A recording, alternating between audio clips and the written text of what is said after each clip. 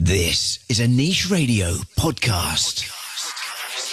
Subscribe to this podcast on iTunes or log into www.nicheradio.co.za. Good morning. We are here on SuperDads and we have wonderful guests, Dave Miles and Wilma Miles, husband and wife, and they're going to be interviewed today by me, James Lech.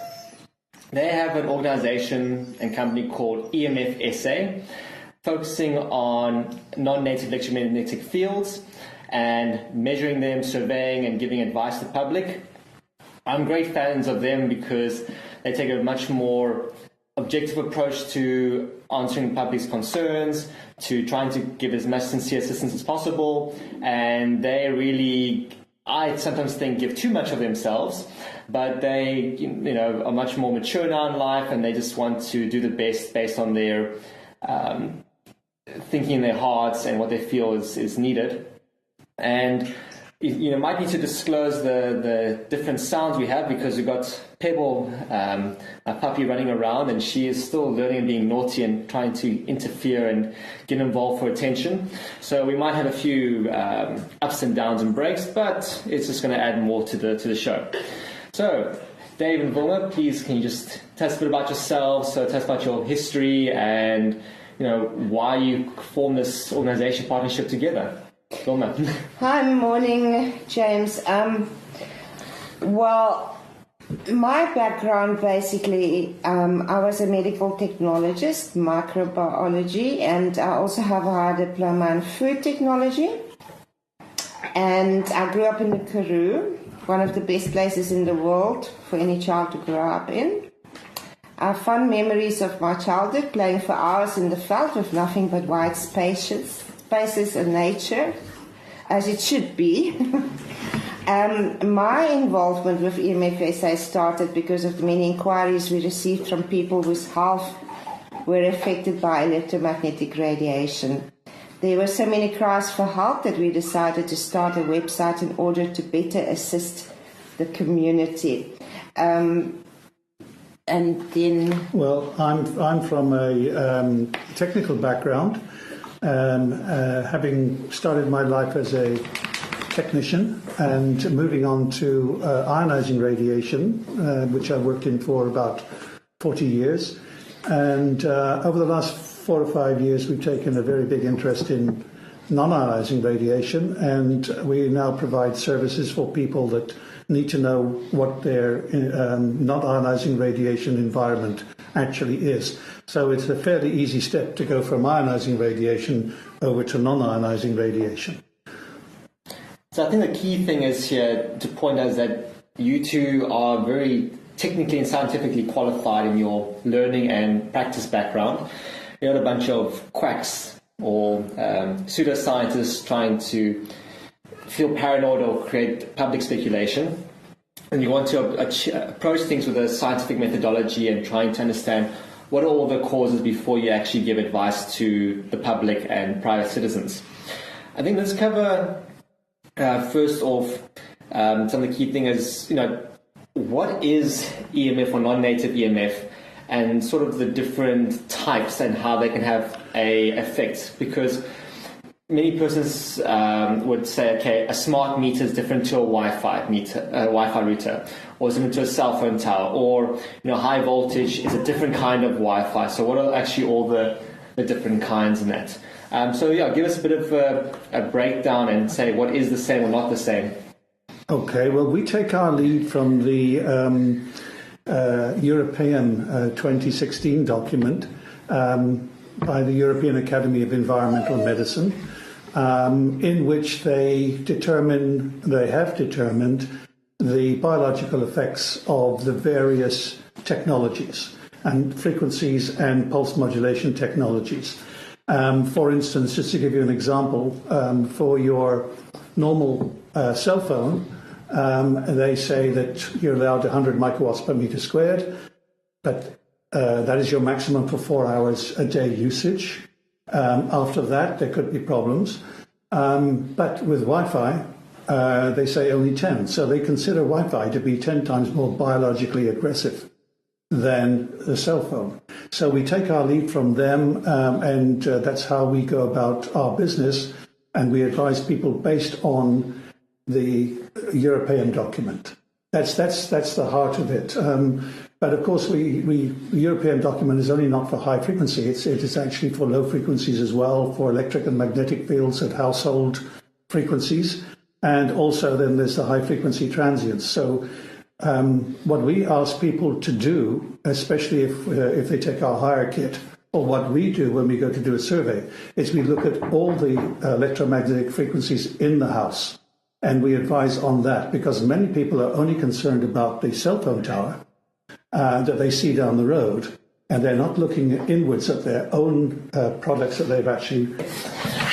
But Dave, carry on, please. Sorry. I thought almost finished what I was saying. Basically, we allow the customer to know exactly what their radiation levels are from all different sources, inside and outside their property, and only then can the customer decide what they need to protect themselves from or what they need to do about the radiation in their home. So tell me more about, say, for example, smart meters. So the name obviously is deceptive because it just means that it's a connected sensor in all things. But there's reported issues where one produces very high radio frequencies or microwave frequencies in the home or environment, and also that it causes voltage transients on the line. So if you can explain what a voltage transient is, how it is potentially, or is harmful for the health, and also its combination with the issue of the wireless signal. Well, wireless transients can actually be picked up by the house wiring acting as an antenna, or they can be generated by devices that are actually connected to the wiring of the house. So you can actually get high frequency transients from either of those sources. And those high frequency transients, as normal house wiring is not screened, travel with the electromagnetic fields from the wiring to our bodies. Our bodies act as antenna. So we not only have the 50 hertz in our particular case that is actually created a voltage in our body at 50 hertz, but we also have those high frequency transients riding on that as well, which could be kilohertz or could be megahertz. And we can actually visualize that using the oscilloscope. You can actually see the waveform that is actually being generated by your body because it's picking up the electromagnetic fields. Then you can actually see the spikes of the high frequency transients on the trailing edge of that waveform. So you can actually see the dirty electricity, but most of the time we just measure it because we basically filter out the 50 hertz and we just look at the high frequencies that are there, and the meter just shows you a number, which is in millivolts, and from there you can actually decide what you have to do about it, whether you need to put a filter in or not. And give me an example, there's some stories of the different places you've had to install filters. And as I understand, some of those can be as little as a few filters, in some cases need a lot of filters. So why don't you cover us with some of those examples? Yeah, the first thing you have to do is to determine whether the dirty electricity or high-frequency transients are actually coming into the property or whether they are generated inside the property. And the way we do that is we just switch off all the power and we measure the incoming radiation. And then we know when we measure, with the dirty electricity meter. And once we know that, then we can switch back on again, switch all the devices on in the house, and we can actually see the difference between the two. So we need to know whether we need to filter both, because that dirty electricity or high frequency transients can be coming from your neighbor, and it might be coming from your neighbor 2 doors down. You don't really know. So you need to block that. Because I don't think your utility company is going to block it for you. So you need to block that before you even look at the devices in your home. And then you need to put filters in to do that. So a typical household might be 800 millivolts of high-frequency transients, and that would require probably 3 filters to bring it down to below the 100, which is the recommended limit. So obviously with all these different names and measurements that can always be confusing to any person, even to scientists, because one country would use, like, for example, when you talk about magnetic fields, one organization will talk about Teslas, the other one talks about goals, and you have to do a conversion, and it's all very confusing. But then the fortunate thing is with your organization is that you very affordably supply the rental of the meters, no matter where a person is in the country. And it's nicely couriered to them very quickly. They got instructions, they do measurements, they send them back to you, and you're able to generate a report, or you're able to go out to them and do the survey for them. And that gives them a better interpretation of what do all these figures mean. Yes, the meters that we supply are what we call first-time user-friendly.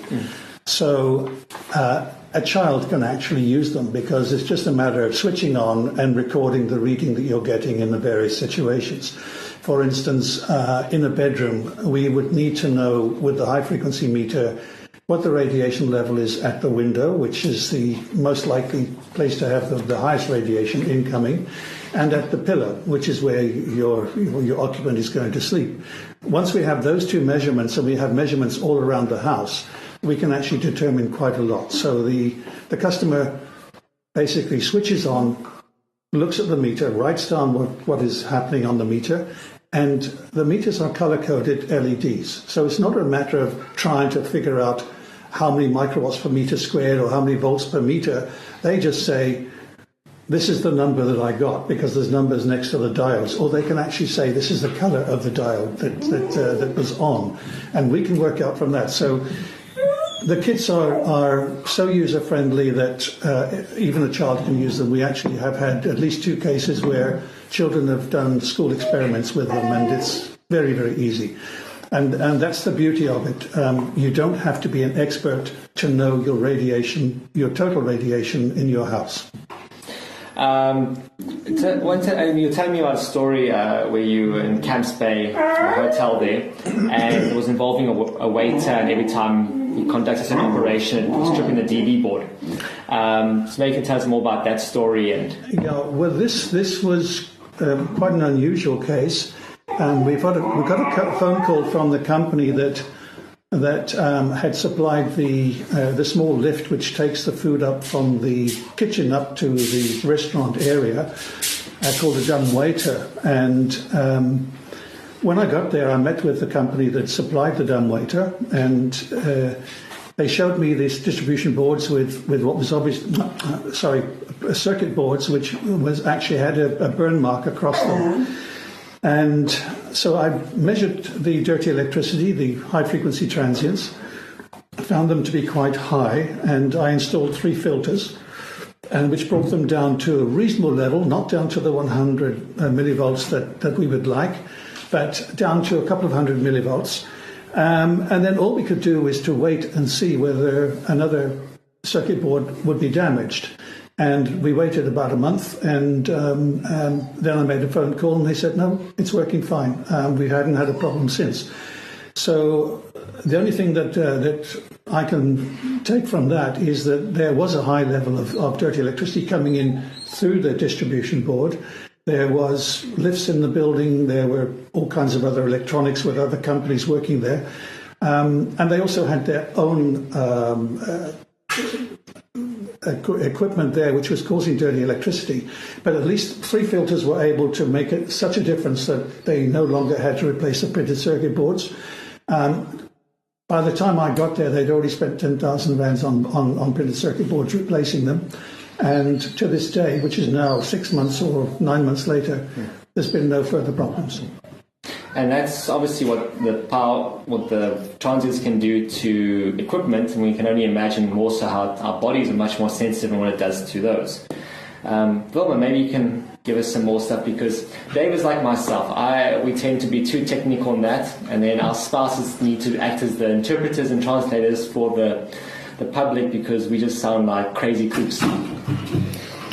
Well, talking specifically about the health effects of dirty electricity, it's very interesting because most people understand, it's a general known fact that, for instance, cell phones can create problems, Wi-Fi can create problems, but very few people know about dirty electricity and the potential health effects. There are studies that indicate it can cause asthma, it can cause reduced immunity, and even where filters have been installed in schools, people with diabetes have been managed to bring their levels down to a manageable level. So it is definitely something that needs to be considered in the whole EMF exposure health issue. And, with this whole process, naturally we want to take action that government must protect us, or the states or municipality. And unfortunately, in reality, it's not really the case, and tech companies aren't really going to change. And it's up to us as private individuals to protect ourselves and our families. And hence, engaging in services such as yourselves, it's a very good, useful platform to find such steps to protect oneself. Yes, we at EMFSA, we're very clear about the fact that we're not against technology. We promote the safer use of technology. And that we feel is very, very important, because the basic things that you can do that can help you so much in reducing the levels of exposure for your family, etc., etc. And it's really very simple things. For instance, with a cell phone, don't hold it close to your head. Speakerphone, etc., etc. The amount of positive feedback we had from our surveys, where families have indicated that they have managed to reduce the EMF exposure levels to much more than what they were exposed to before. So, and the amazing thing is that once fathers become involved, dads, they're usually the ones then that start researching, and they take over. Where the mothers might have instigated an EMF survey, the fathers, once they see what is happening with the meters, they are the ones then that take action.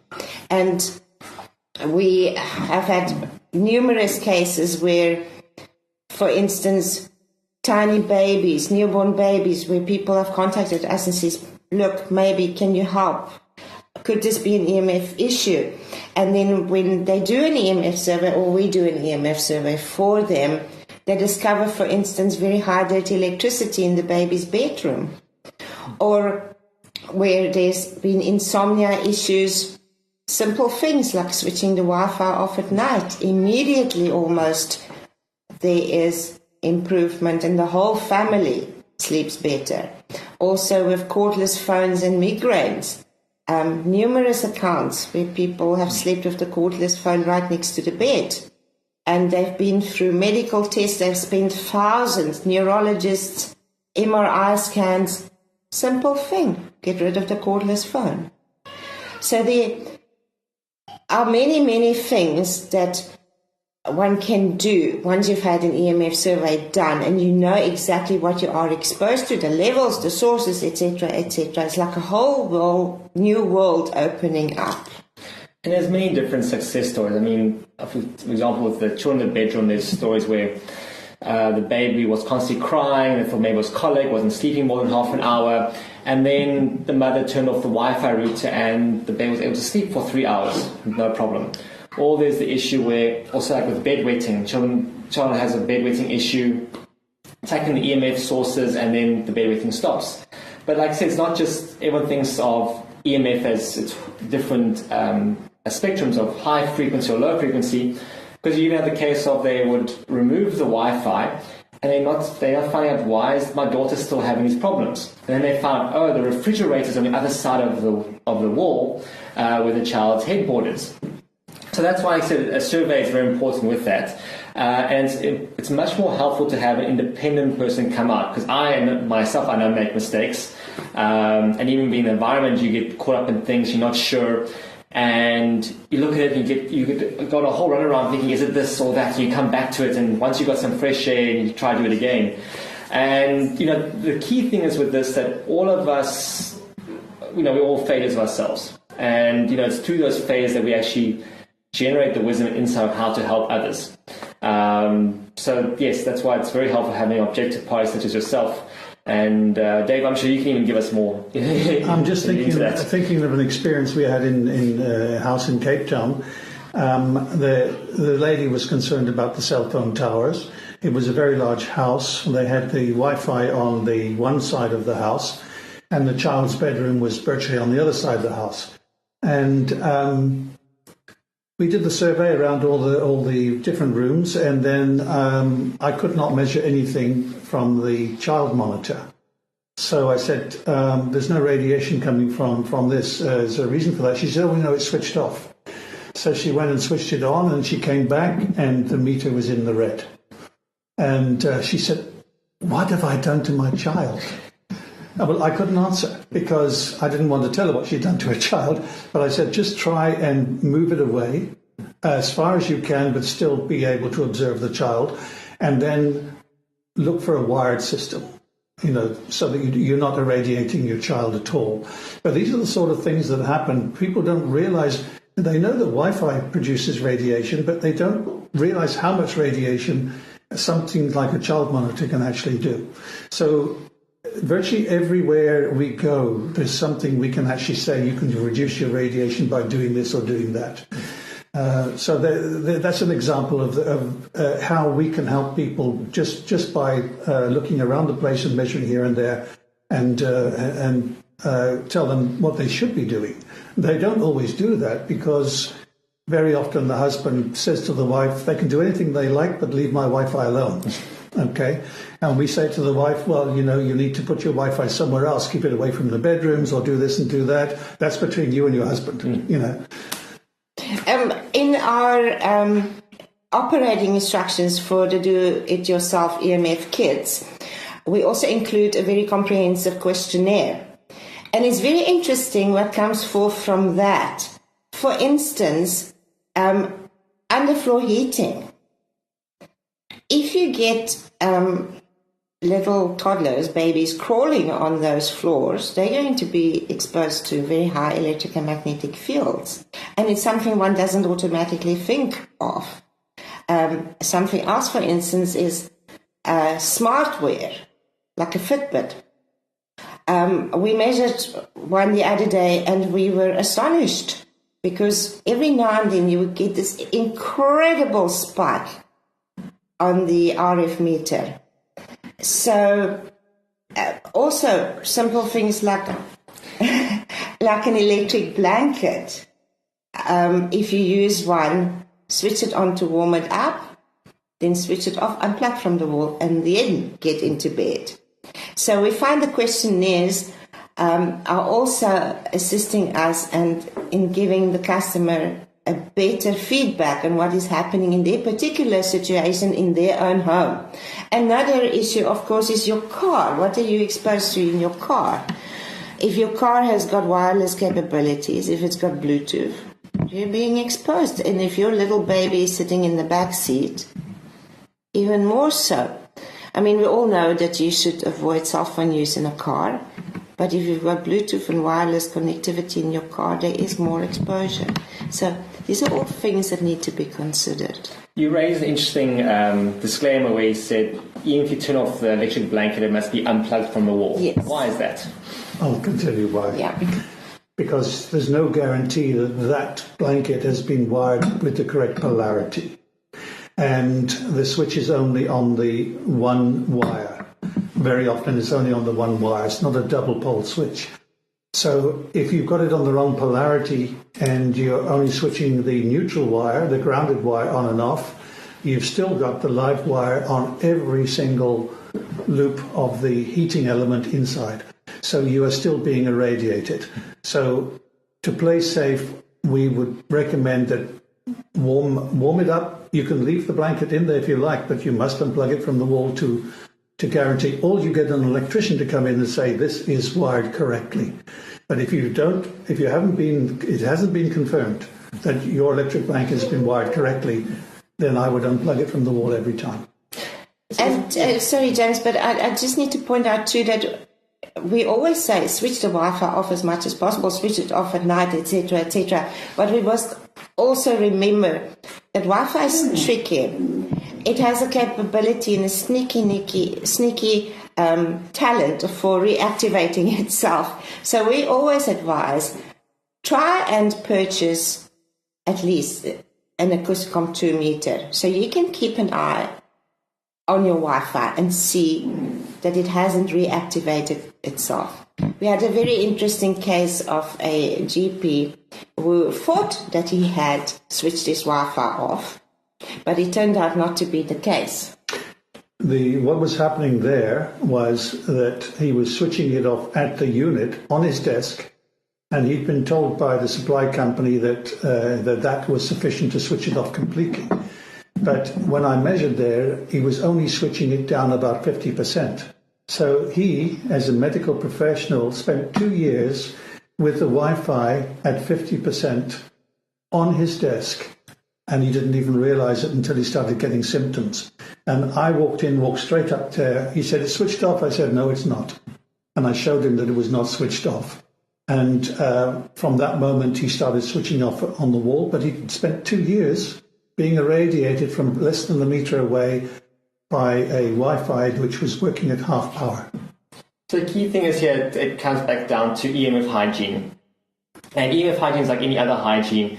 It's about a cultural practice within the family of the parents saying you will wash your hands after going to the toilet. You will wash your hands before cooking food. And, you should wash your clothes, wash your hair, and have all these things about hygiene. The same thing comes to EMF. If you're going to engage with something that is dirty per se, or that can cause these harms, then you need to have a decontamination period afterwards, which the most important is the sleeping period. Otherwise, it affects one's circadian rhythm, melatonin, cortisol, and so forth. And there's also the advocation to install a kill switch at night, which means or to the bedroom or to the house where if you don't have the funds, just go to the DB board and flip the switch, and then everything in the home is shut off and you're better protected. So you don't have to worry about as many other items.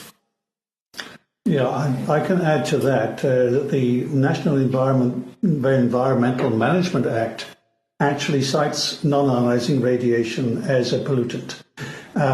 It does so in a slightly underhand way, as it says, ionizing and other waves. But its other waves does include non-ionizing radiation, and it does include pulse-modulated non-ionizing radiation. So therefore, it is considered a pollution, and it should be treated as such. So, yes, you should wash your hands as much as you can. The interesting aspect, and not a lot of people are aware of this, is that EMFs do not act alone. Other environmental pollution, say from refineries, from chemicals, from gluten for that matter, or GMOs, whatever, it acts together with EMFs. So you get a synergistic effect. And that is what makes it even more dangerous in that sense. So while we're all aware, yes, chemtrails, be aware, avoid this, avoid that. At the same time, we must remember then EMFs fall into this picture as well. So yeah, what happens that means that EMFs are nonlinear and they affect the redox potential of our cells. Now, redox is sort of our engine in our body's most efficiency rate. And when the EMFs disrupt that, then we're not able to process or detox other pollutant contaminants as well. So yes, with the chemical trails, in most cases, you get a hazardous occupational limb exposure, which can happen. But in other environments, it's quite much smaller, but our body's not able to process them when we have a poor redox. By finding those that have a good redox and controlled EMF environment, then they're able to, sort of alleviate themselves considerably from these other contaminants in the environment. Yes, and also what one has to note is that when you look at the possible carcinogenic effect, wireless, Wi-Fi, smart meters, wireless baby monitors, the kind of radiation coming from that is classified as a class 2B possible carcinogen. But what we find from research is that EMFs could possibly be then carcinogenic, but it is also a cancer promoter, together with all the things that we've just mentioned. So again, EMF hygiene seems to be very important. I think a word which Professor Ben Smith, who is retired from the Tygerberg Hospital Oncology Unit, his comment to me was, "So Dave, what you're saying is it's a cofactor?" So I said yes. So, as part of the protocol for when somebody is diagnosed with cancer, we advise that they have an EMF survey done. The world-famous Paracelsus Clinic in Switzerland, they sent teams to the patients' homes to do an EMF survey.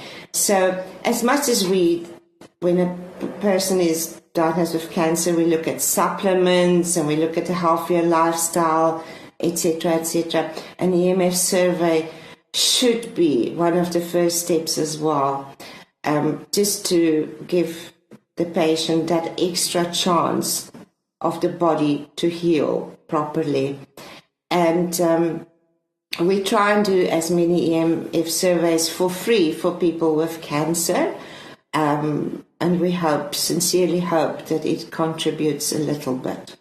I find from my experience the best actually is a person should they could rent a unit for the initial assessment to get great understanding, but it's best that they actually buy a unit, because many things can change in the environment, and what you find today, a week later, like in the case of my neighbors, or if infrastructure is being built up, the measurements can change. And if you're not checking periodically, you're not going to keep up to date with that. And having this false sense of security is going to work to your detriment. And it's good just to do a periodic checkup, just like you would have your fire alarm system checked or your gas. All these things are good to check a couple of times a year to make sure that your environment is safe for you. I fully agree with that, because, as you say, things change very, very quickly.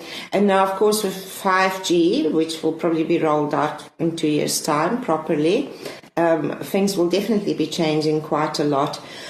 So it is advisable that people aim and maybe budget to purchase their own meters. For those that cannot do it, we suggest that they at least do an EMF survey annually. Also, what we find is that we get a lot of requests via the website for shielding. The first thing we do is we say, first have an EMF survey done.